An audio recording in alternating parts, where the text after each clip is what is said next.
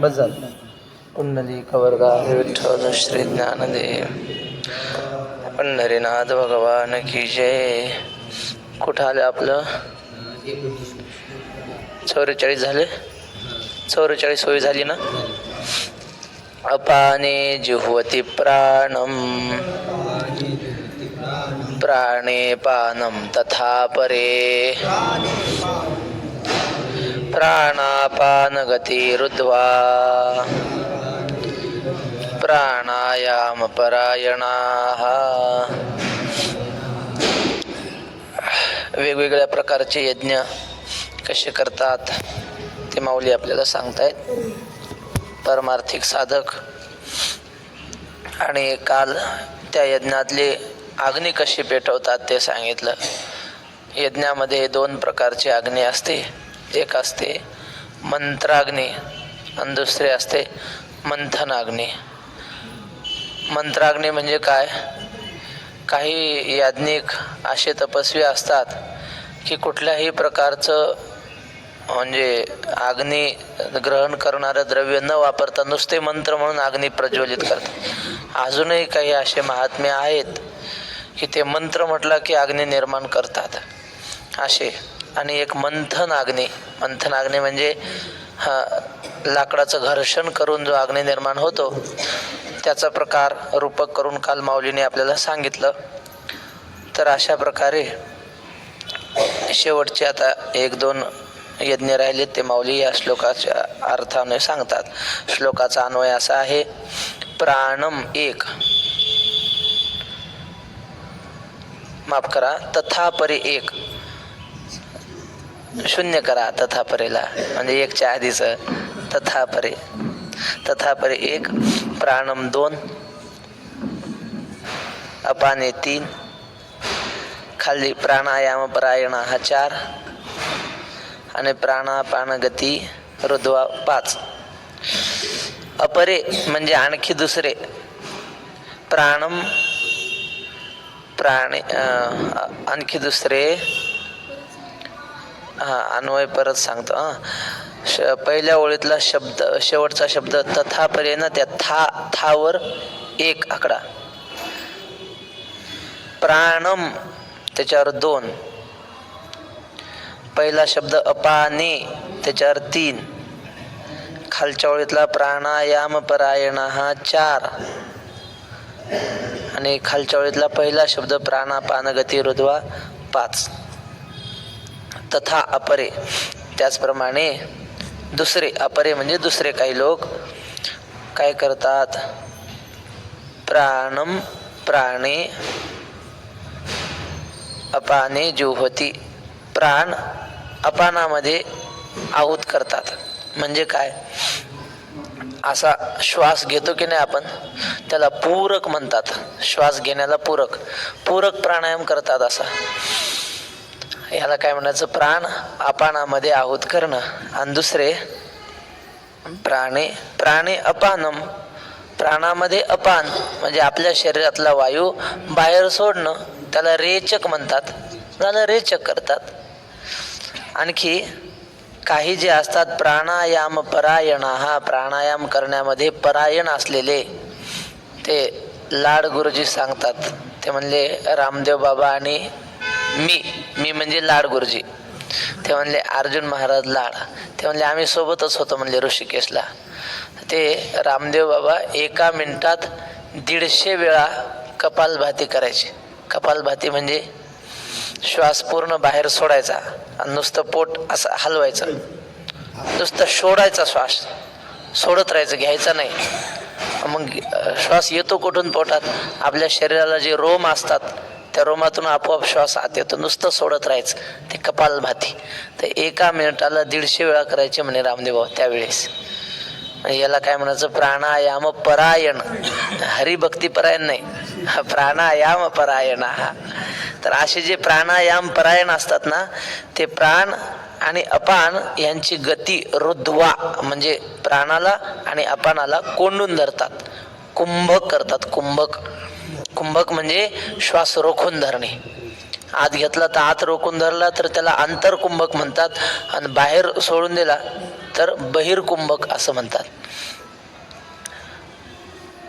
मग अपानाग्नीचे निमुखी प्राणद्रव्ये देखी हवन केले एकी अभ्यास योगे. मग अपानाग्नीच्या मुखामध्ये प्राणद्रव्ये देखी प्राणरूपी द्रव्य प्राणवायुरूपी द्रव्य हवन करतात. म्हणजेच काय करतात? पूरक करतात. हवन केले की अभ्यास योगे, नेहमी प्राणायामाचा अभ्यास करून हे प्राणायामाची सिद्धी ते साधतात. एक अपानो प्राणी अर्पिती. काही जण काय करतात? अपान म्हणजे आपल्या शरीरातला वायू प्राणामध्ये समर्पित करतात, म्हणजे रेचक करतात. एक दोहीन तेही निरुंदिती, म्हणजे प्राणालाही आवरून धरतात, रोखून धरतात, अपानालाही रोखून धरतात. हा कुंभक प्राणायाम ते करतात. ते प्राणायामी म्हणेपती पंडकुमारा. या सगळ्यांना प्राणायामी म्हणावं. अपरे नियताहारा प्राणान प्राणेषु जुह्वती सर्वे पियेते यज्ञविदो यज्ञक्षपित कल्मषाः. आता अन्वय सरळच आहे या श्लोकाचा. अपरे नियताहाराः, दुसरे. अपरे म्हणजे दुसरे काही जण. नियताहाराः, ज्यांनी आपला आहार नियमित केलेला आहे.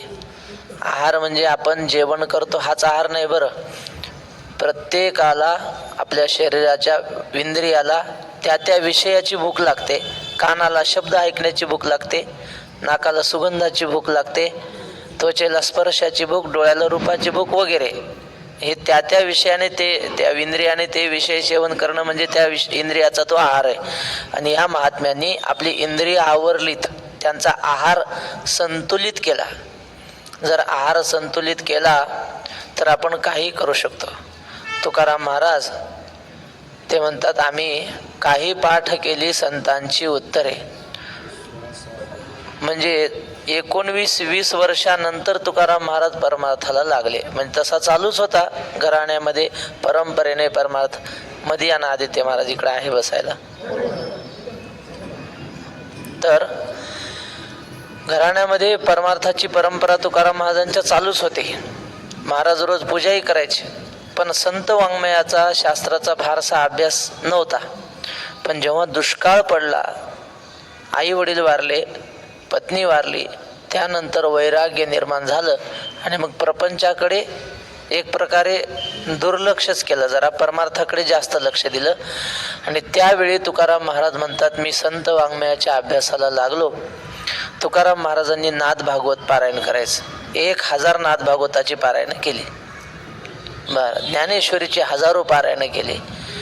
गीतेची पारायण केली. तुकाराम महाराजांचा गीतेवर अभंग आहेत. या गाथ्यात नाहीत आपण जे वाचतो त्या, पण एक 8000 अभंगाची गाथा मिळते. त्यात गीतेच्या प्रत्येक श्लोकावर एक अभंग आहे. म्हणजे 700 श्लोकावर 700 अभंग आहेत. आणि श्री गुरु मुकुंद काका जाडदेवळेकर ते म्हटले, मी स्वतः वाचलेत म्हणले ते अभंग. माझी तरी अशी खात्री म्हणले की एवढी प्रासादिक वाणी जगात तुकोबाऱ्यासारखी दुसरी कोणाची नाही. हे तुकाराम महाराजांनीच लिहिले, तुम्ही माना की न माना म्हणले. गीतेच्या प्रत्येक श्लोकावर एक अभंग आहे. जाऊ द्या, कशासाठी सांगत होतो. तुकाराम महाराजांनी या सगळ्या ग्रंथांचा अभ्यास केला. तुकाराम महाराज रात्र वाचत बसायचे. मग त्यांना झोप लागत नसेल का? झोप लागायची. पण महिपती महाराज म्हणले त्यांनी आपला आहार खूप संतुलित केला होता. थोडंच जेवायचे संध्याकाळी, त्यामुळं झोप कमी यायची. जेवढं जास्त जेवलं तेवढी झोप जास्त येते. आणि जे वैकुंठवासी व्यंकट स्वामी महाराज त्यांनी 18 महिन्यात तुकाराम महाराजांची संपूर्ण गाथा पाठ केली. 4000 अभंग. म्हणजे किती वर्ष? 1.5 वर्षात. 1.5च वर्ष ना, 18 महिने. डोंगरावर गेले आणि 18 महिन्यांनी गाथा पाठ करूनच खाली आले. कसा केला असेल? त्यांची गुफा आहे, त्या गुफेत अजून एक खिळा आहे असा ठोकलेला मोठाच्या मोठा. त्या खिळ्याला शेंडी बांधायची म्हणतात. डुकला आला की शेंडीला झटका बसला पाहिजे. कमी झोप का? तर आहार संतुलित असला की झोप कमी होते. तेव्हा हे आहाराला संतुलित करणारे नियत आहार हा प्राणान प्राणेषु जुह्वति. प्राण, अपान, व्यान, उदान, समान हे जे शरीरामध्ये वायूचे प्रकार आहेत त्या प्राणांना प्राणामध्येच आहूत करतात. सर्वे पियेते यज्ञविदो यज्ञक्षपित कल्मषाः. हे सगळे यज्ञविदहा, हे यज्ञाचे प्रकार जाणणारे आहेत. सगळे यज्ञाची माहिती आहे सगळ्यांना. आणि हे यज्ञ करून क्षपित कल्मषाहा, कल्मष म्हणजे पाप, या सगळ्यांची पाप निवृत्त झालेली आहेत. प्राणायाम केला तरी पाप निवृत्त होतं. श्वासाची गती, आपण जर आपल्या श्वासावर ध्यान दिलं ना, माणसाचं आयुष्य हे श्वासावर दिलेलं आहे देवाने, वयावर नाही. देव आपल्याला आयुष्य श्वासावर देतो. मग जो जेवढे श्वास जास्त खर्च करणार तो लवकर मरणार. जो माणूस रागीट असतो ना तो जास्त जगत नाही, कारण राग आला की श्वासाची गती वाढते. तुम्ही बघा, सामान्य माणसाची गती आणि राग आलेल्या माणसाची श्वासाची गती वाढणार. जेवढे श्वास जास्त खर्च केले तेवढं लवकर माणूस मरणार. झोपेत श्वासाची गती वाढते, म्हणून ज्याला जास्त काळ जगायचंय त्याने ओव्हर टाईम झोप घ्यायची नाही. ओव्हर टाईम म्हणजे दुपारी वक्ते बाबा दुपारी झोपू देत नव्हते महाराज. मला आठवत नाही, आम्ही समजा 1-1.5 वर्ष असेल बाबापाशी, दुपारी कधीच झोपू दिलं नाही. एकदा असं दुपारचं जेवण झालं, म्हणलं बाबा जरासं अंग टाकू का? बाबा म्हणले इकडे. काय म्हणला? म्हणलं अंग टाकू का? अरे लोक कचरा टाकतात, कागद टाकतात, अंग काय टाकायची वस्तू आहे का? म्हणले टाकू नको, वाचत बस. दुपारी झोपू देत नव्हते साधकाला. कोणी झोपू नये. जो दुपारी झोपतो तो मंद बुद्धीचा होतो. दुपारी झोपणाऱ्या माणसाला शुगर होते. रात्री लवकर झोपावं, लवकर उठावं, पण जास्त झोपलं की आयुष्य कमी होतं, कारण श्वास झोपेमध्ये वाढलेला असतो माणसाचा. असो, तर हे श्वासावर नियंत्रण करणारे, नियत आहार करणारे आपलं सगळं पाप हे वेगवेगळ्या प्रकारचे यज्ञ करून नष्ट करतात. एक वज्रयोग क्रमे सर्वाहार संयमे प्राणी प्राणू संभ्रमे हवन करीती. एक वज्रयोग क्रमे म्हणजे हठ योगाने, सर्वाहार संयमे सगळ्या प्रकारचा इंद्रियांचा विषयाकडे होणारी धाव आवरतात, म्हणजे इंद्रियांना वाटेल ते सेवन करू देत नाहीत, संयमन करतात. प्राणी प्राणू संभ्रमे हवन करीती, अत्यंत प्रयत्नाने कुंडलिनीमध्ये, प्राणी या शब्दाचा अर्थ कुंडलिनीमध्ये आपल्या प्राणाचं हवन करतात. ऐसे मोक्ष काम सकळ समस्त हे यजनशीळ, जे हे यज्ञद्वारा मनोमळ क्षाळन केले. ज्ञानेश्वर महाराजांना योगातली फार माहिती, म्हणून आमचे श्री गुरु आत्माराम शास्त्री कुटे शास्त्री आपले संस्थेतले गुरुवर्य, त्यांनी सांगितलं एकदा. ते म्हणले आम्ही ऋषिकेशला होतो म्हणले, आणि तिथे एक योगी आम्हाला भेटला, योग साधना करणारा. आणि त्याने विचारलं, आमची चौकशी केली कुठले काय, आम्ही सांगितलं महाराष्ट्रातले. त्याला लय आनंद झाला. म्हणले अरे म्हणले ते महाराष्ट्रामध्ये ज्ञानेश्वर महाराजांची ज्ञानेश्वरी. ते म्हणले हो महाराज, आम्ही त्याचाच अभ्यास करतो. म्हणले मी त्यातला 6वा अध्याय वाचला आणि त्यातून मला योगाची खरी माहिती झाली. म्हणले कारण मी योग साधना करत होतो, आणि योग साधना करत असताना कुंडलीने जागृत होताना भयंकर भीती वाटते साधकाला, असं माऊलीने लिहिलंय. साधका ते भेडसावी परी बिहावे ना, अशी 20व्या अध्यायात. मग मी भयंकर घाबरलो होतो म्हणले, पण मी ही ओवी वाचली ज्ञानेश्वर महाराजांची. नाडी ते सोडवी, गात्रा ते विघडवी, साधका ते भेडसावी परी बिहावे ना. भीती घालते पण घाबरू नये साधकाने. ही ओवी वाचली आणि मी माझी योग साधना सुरळीत चालू ठेवली, तर मला या योग साधनेमध्ये माझी प्रगती झाली. पण माऊलीच्या ओवीने आधार दिला म्हणले. एक उदाहरण. दुसरं श्री गुरु शेखर महाराजांनी सांगितलं. ते म्हणले मी एक 15-20 वर्षापूर्वी आळंदीच्या कार्तिकी वारीमध्ये घडलेला प्रसंग सांगितला. म्हणले मी सकाळी 5 वाजता इंद्रायणीच्या स्नानाला गेलो म्हणले. तिथं एक योगी उंच पुरा माणूस पद्मासन लावून घाटावर बसलेला होता, आणि त्याने ओमकार सुरू केला होता म्हणले. ओम असा ओमकार त्याचा चालू होता. मी म्हणलं असेल कोणी साधक, म्हणून मी स्नान करू लागलो. स्नान केले, संध्या केली, कपडे घातले, निघालो, तरी त्याचा एकच ओमकार चालू होता. म्हणजे दीर्घ, मध्ये थांबला नाही म्हणले. ते कमीत कमी 15 ते 20 मिनिट त्यांचा एकच ओम असं न थांबता चालू होतं. काय ताकद काय असेल त्या योग्याची. मला वाटलं हा कोणीतरी विशेष साधक दिसतं, म्हणून मी पाया पडलो. तर त्यांनी मला विचारलं, म्हणले तुम्ही कोण, कुठले? मग मी सांगितलं की आमच्या घराण्यामध्ये परंपरा आहे, असं देगलूरचे आम्ही आहोत. मग मी त्यांना विचारलं तुम्ही कोण आहात? तर त्यांनी सांगितलं आम्ही हिमालय से आए है, म्हणजे हिमालयात राहतो. म्हणजे इथं कशाला आले?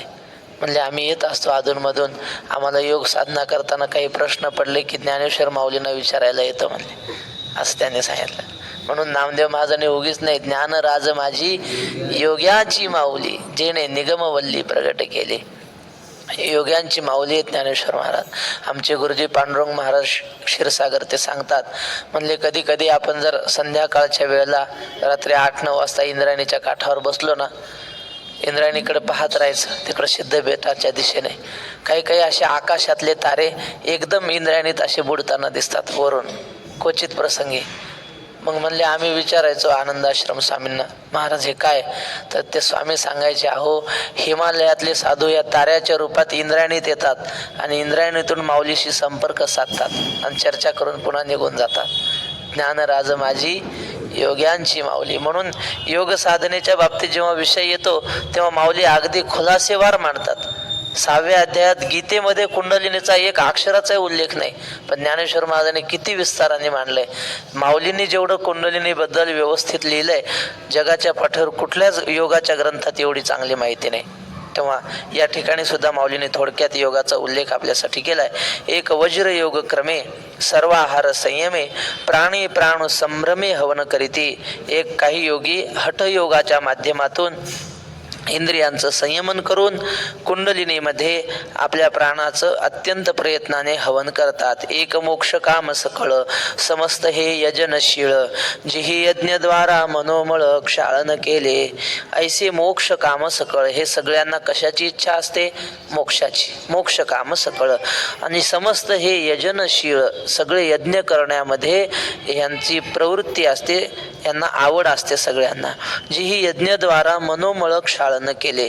ज्यांनी यज्ञ करून आपल्या मनातले मल विक्षेप आवरण हे सगळे दोष घालवलेले आहेत आणि मन शुद्ध केलेलं आहे.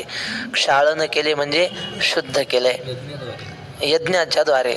यज्ञ करून मग यज्ञ म्हणजे कोणते? हे प्राणायाम यज्ञ, द्रव्य यज्ञ, तपोयज्ञ हे सगळे जवळजवळ 13 प्रकारचे यज्ञ सांगितले. ज्ञान यज्ञ हे सगळे करून आपला मनोमळ क्षाळन करतात. आज आपला नरक चतुर्दशीचा दिवस आहे ना, आज शरीराचा मल क्षालन करण्याचा दिवस आहे. म्हणजे असं सांगतात की संन्याशाने अंगाला तेल लावू नये, पण आजच्या दिवशी लावा, म्हणजे दिवाळीच्या दिवशी लावा. यात आता नरक चतुर्थीला लावावं ना, तर संन्याशाने सुद्धा आज तेल लावून अभ्यंग स्नान करावं असं शास्त्र आहे. कारण असं आहे, पोटाला अन्नाची भूक लागते आणि आपल्या त्वचेला तेलाची भूक लागत असते. त्वचेला तेल लावलं तर त्वचा प्रसन्न राहते, नाही लावलं तर रुक्ष राहते त्वचा. वेदामध्ये आलंय, वक्ते बाबा सांगायचंय, तैलेन चर्मम, तेलाने कातडी प्रसन्न होते. म्हणून आजच्या दिवशी आपण अभ्यंग स्नान केलं पाहिजे. तर हे साधक सगळे मनाचा मळ धुवून टाकतात या यज्ञाच्या द्वारे. जया अविद्या जात जाळिता जे उरले निज स्वभावता जेथ अग्नी आणि होता उरे चिना. ते साधक काय करतात? अविद्या जात जाळिता. अविद्या जात म्हणजे अविद्या आणि अविद्येचं कार्य सगळं जे काही असेल, उपाधी अविद्येपासून निर्माण होणारी सगळी अनर्थ परंपरा ते सगळे जाळून टाकतात. आठवलं तर सांगा, दुसऱ्या तरंगामध्ये अविद्या परंपरा सांगितलीत. मूळ दुःखास कारण शरीर, शरीराला कारण धर्माधर्म, धर्माधर्माला कारण रागद्वेष, रागद्वेषाला कारण अनुकूल प्रतिकूल ज्ञान, अनुकूल प्रतिकूल ज्ञानाला कारण भेद ज्ञान आणि भेद ज्ञानाला कारण अज्ञान. आणि अज्ञान म्हणजे काय? नाही, अज्ञानापासून सुरू. अज्ञानामुळं काय होतं? भेद होतं, भेद ज्ञान. भेदामुळं काय होतं? अनुकूल प्रतिकूल ज्ञान. अनुकूल प्रतिकूल ज्ञानामुळं काय होतं? नाही नाही, रागद्वेष. रागद्वेषामुळं काय होतं? पाप पुण्य. धर्माधर्म आणि धर्माधर्मामुळं होतं शरीर आणि शरीरामुळं सुख दुःख प्राप्त होतात. पण सगळ्याचं मूळ काय? अविद्या. ती अविद्या जळून गेली की ही त्याची परंपरा सगळी वरची जळून जाणार. अज्ञान नष्ट झालं पाहिजे. अज्ञान, अविद्या, माया समानार्थी शब्द आहेत. ही अविद्या जळाली की मग काय उरतं? अज्ञान जळाल्यावर ब्रह्म उरतं. माया जळाल्यावर काय उरतं? ब्रह्म उरतं. उरले जे निज स्वभावता, स्वभाव रूप ब्रह्म उरलं. आणि मग जेथ अग्नी आणि होता उरेची ना, ब्रह्म शिल्लक राहिलं म्हणजे काय? ब्रह्म म्हणजे आपला आत्मा. तिथं अग्नी शिल्लक राहत नाही आणि मग यजन करणाराही शिल्लक राहत नाही, फक्त ब्रह्म शिल्लक राहतं. ओम पूर्णमदः पूर्णमिदं पूर्णात् पूर्णमुदच्यते पूर्णस्य पूर्णमादाय पूर्णम एव अवशिष्यते. अवशिष्यते म्हणजे शिल्लक राहतं. ब्रह्म पूर्ण आहे आणि पूर्णातून पूर्ण काढलं की पूर्णच शिल्लक राहतं, असं आहे ते. तसं पूर्णच शिल्लक राहतं. म्हणून तुकाराम महाराज म्हणतात ना, देह नव्हे मी हे सरे, मग शिल्लक काय राहिलं? उरला उरे विठ्ठल. तसं अज्ञान गेलं की मग राहिलं शिल्लक परब्रह्म. जैसा किडाळाचा दोष जाये तरी जैसा किडाळाचा दोष जाये. 6व्या अध्यायात ओवी बघा, आठवली तर सांगा. मग सुवर्ण काही आणि का जोडू जायचे, अशी ओवी. पितळ वरचा हिनकस धातू जळाला की सुवर्ण आणायचं काम नाही, सोनं असतंच तिथं. तसं अविद्या जळाली की ब्रह्म.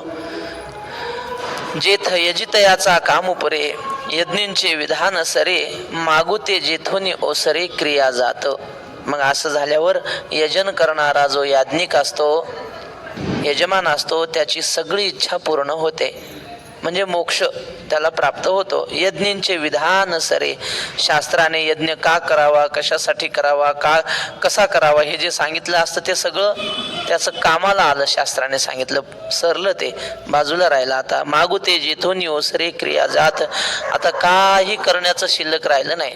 धन्योहम धन्योहम कर्तव्यम मे न विद्यते किंचित धन्योहम धन्योहम प्राप्तव्यम प्राप्त्य मध्य संपन्नम, अशी त्याची अवस्था प्राप्त होते. आता काही करण्यासारखं शिल्लक राहत नाही, सगळ्या क्रिया थांबतात. ओसरे म्हणजे नाहीशा होतात सगळ्या क्रिया. विचार जेथ नरिगे हेतू जया ते नेगे जे द्वैत दोष संगे सिंपेची ना. ज्या परब्रह्माच्या ठिकाणी विचार शिरू शकत नाही, बुद्धी तिथं जाऊ शकत नाही. असं म्हणतात, ती माशी असते ना, माशी जिलेबीवर बसते, पेड्यावर बसते, गोड पदार्थावर बसते, पण तिथं चूल पेटलेली असते हॉटेलमध्ये आणि त्याच्यामध्ये लाल रंगाचा जो विस्तव असतो. जिलेबी कशा रंगाची? लाल. विस्तव कशा रंगाचा? लाल. पण चुकून सुद्धा ती माशी विस्तवावर बसत नाही का? हे लाल रंगाचं आणि ते लाल रंगाचं, पण तिला माहिती आहे या विस्तवावर मी बसले की संपले. तसं बुद्धी आहे. बुद्धी संसारातल्या पदार्थांचा विचार करते, खूप डोकं लावते, पण परमात्म्याकडे जात नाही, कारण तिला माहिती आहे ह्याचा विचार केला तर मी शिल्लक राहणार नाही. बुद्धी तद्रूप होते. मग लाली मेरे लाल की जित देखू त लाल, लाली देखन मै गई मै भई हो गई लाल. या कृष्णाचा असं आहे. म्हणले त्याच्याकडे पाहिलं की तद्रूपच होतो माणूस. तशी बुद्धी इतर पदार्थाकडे जाते, परमात्म्याकडे जाऊ शकत नाही. हेतू जया ते नेघे म्हणजे त्या कोणताही हेतू त्याला ग्रहण करू शकत नाही. हेतू म्हणजे काय? पर्वतो वन्यमान धूमत्वात, म्हणजे त्या पर्वतावर अग्नी असली पाहिजे का? तिकडून धूर निघताना दिसतो म्हणून. हे धूर निघताना दिसतो म्हणून अग्नी असला पाहिजे. हा धूर, हे धूमत्वात हा हेतू झाला. तसं परमात्म्याचा आपण अनुमान करू शकत नाही की असा असा असल्यामुळं परमात्मा असा असेल, असा हेतू अनुमान आपण काही करू शकत नाही परमात्म्याचं. जे द्वैत दोष संगे सिंपेची ना, परमात्मा स्वरूपाच्या ठिकाणी द्वैत नावाचा दोष नाही. द्वैत दोषाने तो परमात्मा लिप्त होत नाही. यज्ञशिष्टा कोणती? यजितयाचा कामपुरे सांगू. यजितयाचा कामपुरे, यज्ञ करणारा जो साधक होता त्याने काहीतरी इच्छा ठेवूनच यज्ञ केला होता ना. काहीतरी मन शुद्ध व्हावं म्हणून म्हणा, किंवा देव प्राप्त व्हावा अशी इच्छा ठेवून यज्ञ केला होता, तर त्याची ती इच्छा पूर्ण होते. यजितयाचा कामू पुरे, इच्छा पूर्ण होते. यज्ञींचे विधान सरे, यज्ञ करण्याबद्दल शास्त्राने विधान केलं होतं ना, असा यज्ञ करावा.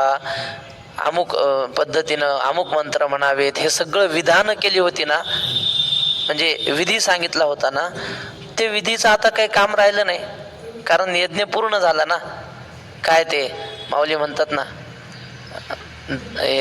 तृप्ती झाली या जैसी साधने सरती आपैसी. आता सगळी साधनं ती संपली, त्यांचं काम. मागुते जेथोनी ओसरे क्रिया जात. आता सगळ्या क्रिया माघारी परतल्या, आता त्यांचं काही काम राहिलं नाही. आता श्लोक समजली का? पण ओळ यज्ञशिष्टामृत भुजो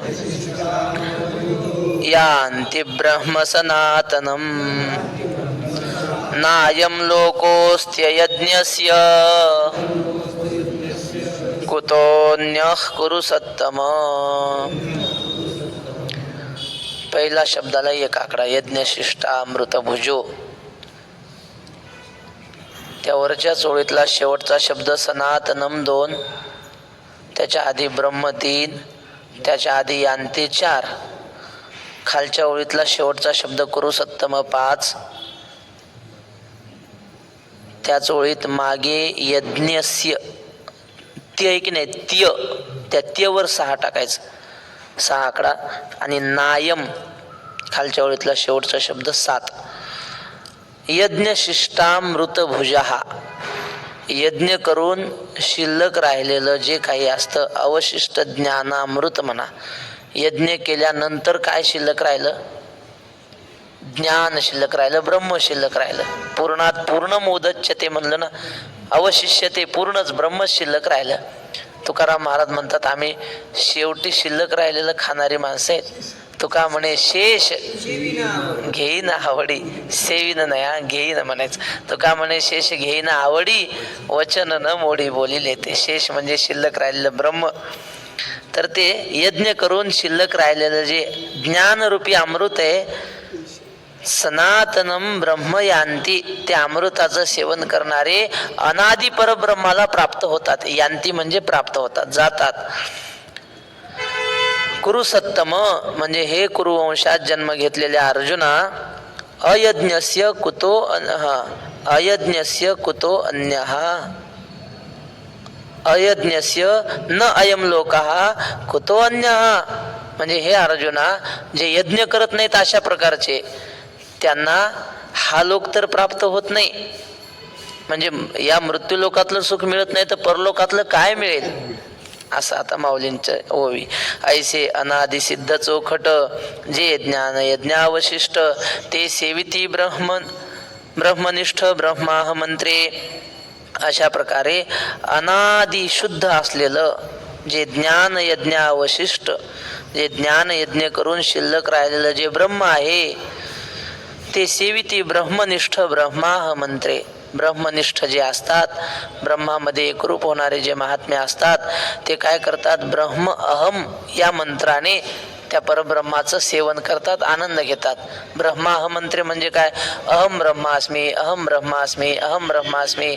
नाथ महाराजांनी भागवतात लिहिलंय, आता मला ओवी आठवणार नाही, पण अहम ब्रह्मास्मी जरी आपण म्हणलो तरी आपल्याला निम्मा अर्धा आपला परमार्थ झाल्यासारखं होतं. बोध हो न हो, नुसतं म्हणत राहायचं अहम ब्रह्मास्मी. नाही जीवमय आत्मा निर्गुण सच्चिदानंद, असं स्वामींचा एक आवडता श्लोक होता. नाही देह नाही इंद्रिया न मन बुद्धी स्वच्छंद, नाही जीवमय आत्मा निर्गुण सच्चिदानंद. तुमच्या कृपेनं आठवला बा, लय वर्ष झाले म्हणलंच नाही, म्हणत राहायचं म्हणले. असं मग किती सुख हो दुःख हो काहीच होत नाही मनावर परिणाम. म्हणत काय राहायचं? नाही देह नाही इंद्रिया न मन बुद्धी स्वच्छंद, नाही जीवमय आत्मा निर्गुण सच्चिदानंद, असं म्हणत राहायचं. तेव्हा असं म्हणत राहतात ते, मी ब्रह्म आहे, मी ब्रह्म आहे, मी देह नाही, अशा मंत्राने त्या ब्रह्मानंदाचं सेवन करतात. बर, ऐसे शेषामृते झाले की अमर्त्य भावा आले, म्हणून ब्रह्म ते जाहाले अनायासे. असं यज्ञातून शिल्लक राहिलेलं जे ब्रह्म, त्याचं सेवन करण्यामुळं ते तृप्त झाले. शेषामृते झाले, त्या ज्ञानामृताचं सेवन करून तृप्त झालेले आहेत. की अमर्त्य भावा आले, आणि आता काय झालं?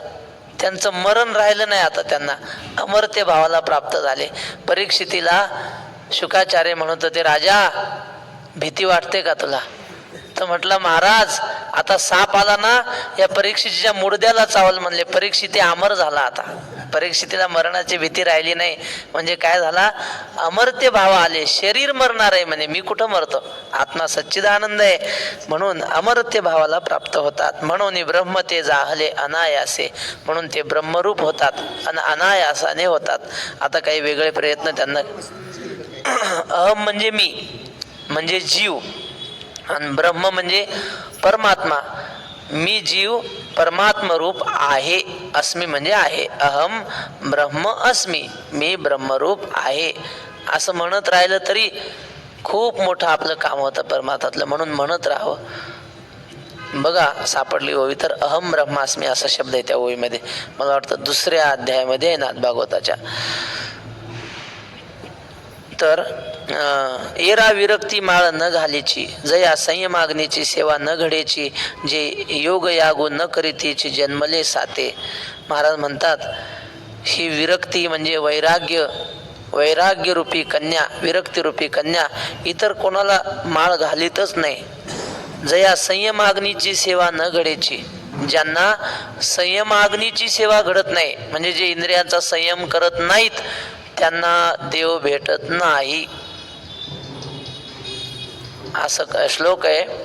किंवा विषयान विषवत त्यजेत, जर देव पाहिजे असेल,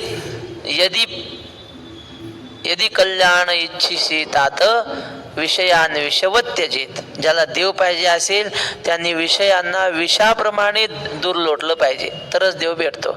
दोन्ही म्हणल्यावर जमत नाही. दोही पेवावरी ठेवू जाता हात, होय अपहात शरीराचा. म्हणून ज्यांना संयम घडत नाही जीवनामध्ये त्यांना वैराग्य प्राप्त होऊ शकत नाही. विरक्तिरूपी कन्या त्यांचा स्वीकार करू शकत नाही, त्यांना माळ घालू शकत नाही. जे योग यागू न करीतीची जन्मले साते, माणसाच्या जन्माला आले आणि योग याग म्हणजे काय, यज्ञ करत नाहीत आणि इंद्रिय संयमही करत नाहीत, असे जे असतात, जयांचे ऐहिक धड नाही तयांचे परत्र पुससी काही, म्हणून असो हे गोठी पाही पंडुकुमरा.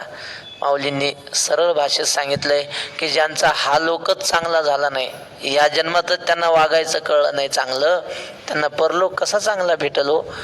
ज्यांनी इंद्रिय मोकाट सोडलेत, काही खाऊ वाटलं ते खायचं, पिऊ वाटलं ते प्यायचं, असे काही संप्रदाय आहेत. ते संप्रदायवाले काय म्हणतात माहिती आहे का? ते म्हणतात तुम्हाला वाटेल ते खात जा, फक्त आमच्या महाराजांना लिहिलेला ग्रंथ पारायण करायचं वर्षातून एकदा, तुम्हाला देव भेटल. वाटेल ते खायचं, काही नाही. असं चालतं का? काही खाल्लं काही पिल्यावर कसं काय? ज्ञानेश्वर महाराजांनी म्हटलंय असं की पापियाच्या ठाई मोक्षू न वसे, जेथ शांतीचा जिवाळा नाही तेथ सुख विसरोनी नरिगे कही, जैसा पापियाच्या ठाई मोक्ष न वसे, पाप्याला कधी मोक्ष मिळू शकत नाही. एवं बहुविधा यज्ञा वितता ब्रह्मणो मुखे, कर्मजान विद्धितान सर्वा, नेवं ज्ञात्वा विमोक्ष्यसे. एवं एक पहिला शब्द आहे, त्याच ओळीत शेवट ब्रह्मणो मुखे, ब्रह्मणो 2, बहुविधा 3 त्याच ओळीत आहे वरच्या. आता खालच्या ओळीत तान 4, कर्मजान 5 आणि नेवम त्या नेवर 6. एवं म्हणजे अशा प्रकारे ब्रह्मणो मुखे बहुविधा यज्ञा विदिता, अशा प्रकारे ब्रह्मणा म्हणजे वेदाच्या द्वारे, वेदाच्या मुखाने अनेक प्रकारच्या यज्ञांची माहिती दिलेली आहे. तान कर्मजान विद्धी, ते सगळे यज्ञ कर्माने होणारे आहेत. कर्म करून यज्ञामध्ये आहुती टाकून वगैरे, प्राणायाम क्रिया आहे ना प्रत्येकामध्ये, म्हणून कर्मापासून निर्माण होणारे हे सगळे यज्ञ आहेत असं समजावं. आणि एवं ज्ञात्वा विमोक्षसे, ह्या यज्ञांची जर योग्य पद्धतीनं आपण माहिती घेतली तर आपण ज्ञान प्राप्त केलं तर मोक्ष प्राप्त होईल. ऐसे बहुती परी अनेक, जे सांगितले तुझ काय याग, ते विस्तारून वेदेची चांग. म्हणितले आहाती. अशा प्रकारे अनेक प्रकारचे हे यज्ञ तुला मी अर्जुना सांगितलेले आहेत. ते विस्तारून वेदेची चांग म्हणितले आहाती. वेदामध्ये त्यांचा खूप विस्तार करून त्यांना चांगल्या प्रकारे श्रेष्ठत्व दिलेलं आहे. परी तेणे विस्तारे काय करावे, हेची कर्म सिद्ध जाणावे. येतुलेनी कर्मबंधू स्वभावे पावेल ना. पण त्या विस्ताराचं काय करायचं आपल्याला? थोडक्यात तुला सांगितलं. वेदात खूप विस्ताराने खूप लांबलचक सांगितलं म्हणजे काय होतं, मूळ मुद्दाच राहतो बाजूला. विस्ताराचं काय घेणे. त्यानं एक राजा होता. तो राजा म्हणायचा आपल्याला गोष्ट सांगायची म्हणजे मला गोष्ट सांगा पण न संपणारी गोष्ट सांगा म्हणे. रामायण घेऊन यायचे लोक, रामायण वाचायचे. पण किती दिवस चालेल रामायण? महिनाभर, 4 महिने. किती गाणे म्हणून सांगितलं तर किती दिवस जाईल? 6 महिने, वर्षभर. पण संपते ना रामायण. बर, संपलं रामायण. दुसरा महाभारत घेऊन आला, सगळ्यात मोठी पोथी. पण ती सुद्धा संपून गेलं महाभारत. राजा म्हणायचा ते नाही चालत, आम्हाला न संपणारी गोष्ट पाहिजे. मग एक जाणकार होता, तो आला, म्हणला महाराज मी सांगतो न संपणारी गोष्ट. राजा म्हणला तुम्हाला पाहिजे तेवढं बक्षीस देईन मी, न संपणारी. आला, बसा महाराज, भजन करा, हरे राम हरे राम. अर्धा तास 1 तास भजन करून घेतलं आणि मग सुरू केली कथा. म्हणले एका शेतकऱ्याला 100 एकर जमीन होती. सगळ्या शेतामध्ये त्यांनी ज्वारी पेरली, सुंदर पीक आलं, मळणी झाली, खळं झालं सगळं. आणि मग धान्य गोदामात साठवलं म्हणले त्यांनी आणून. मोठा ढीग झाला आपल्या मठा एवढा या धान्याचा. आणि मग त्या कोठारामध्ये एक चिमणी आली, तिने एक ज्वारीचा दाणा घेतला, भुर्रकून उडून गेली. राजा म्हणला वा वा. पुन्हा ती चिमणी आली, पुन्हा एक दाणा घेतला, पुन्हा भुरकून उडून गेली. पुन्हा आली, पुन्हा एक दाणा घेतला, पुन्हा उडून गेली. राजा म्हटलं किती वेळा? ते म्हणले आता हे धान्याचं कोठार संपेपर्यंत हेच संपेल काही गोष्ट. ही गोष्ट संपणार नाही, विस्तार खूप होईल पण फायदा काय त्याचा? तसं ज्ञानेश्वर महाराज म्हणतात तेने विस्तारे काय करावे. नुसतं लांबलचक सांगून काय फायद्याचं तेवढं सांगितलं पाहिजे तात्पर्य. तसं तात्पर्यापुरतं तुला मी सांगितलंय अर्जुना. तिने विस्तारे काय करावे, हेची कर्म सिद्ध जाणावे.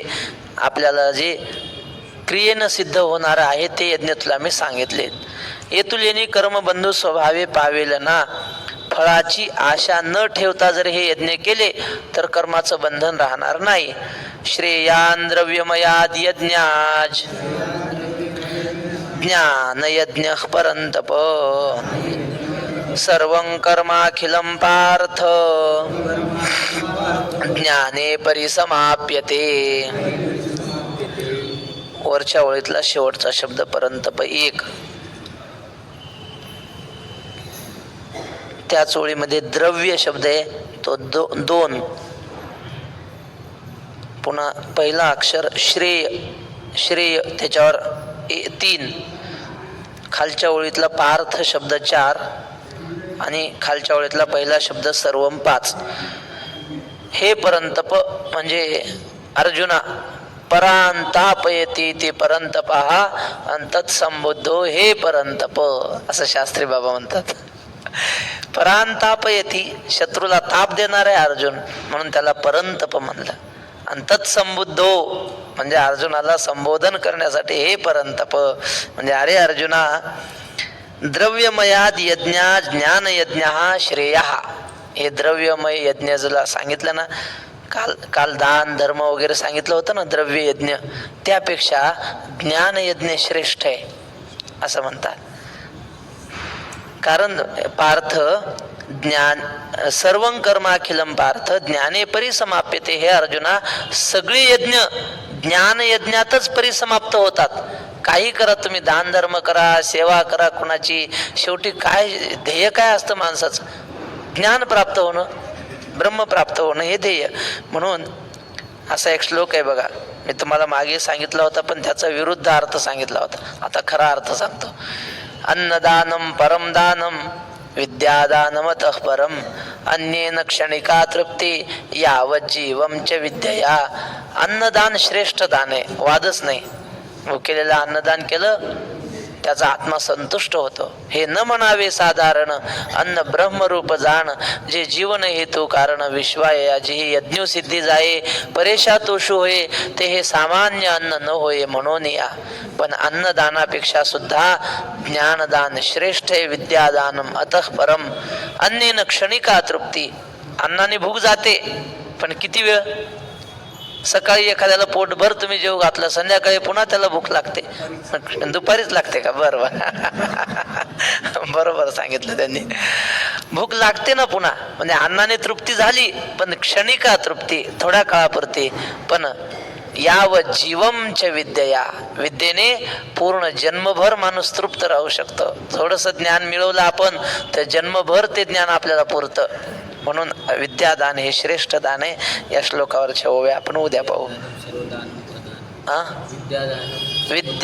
विद्याधनम सर्वधनम प्रधानम न चोरहार्यम न च राजहार्यम न भ्रातृभाज्यम न च भारकारी व्यये कृते वर्धते एव नित्यम विद्याधनम सर्वधनम प्रधानम.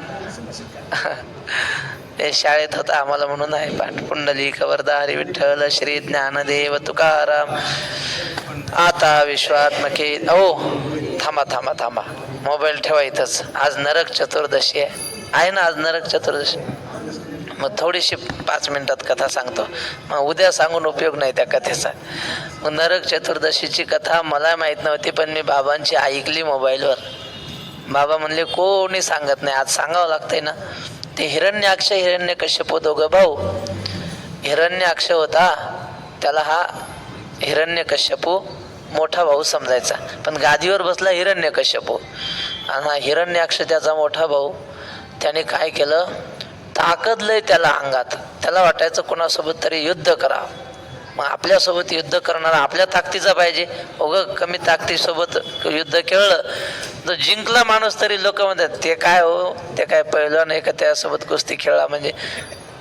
मोठ्यासोबत जिंकायचं. गेला देवांशी युद्ध करायचं स्वर्गातल्या.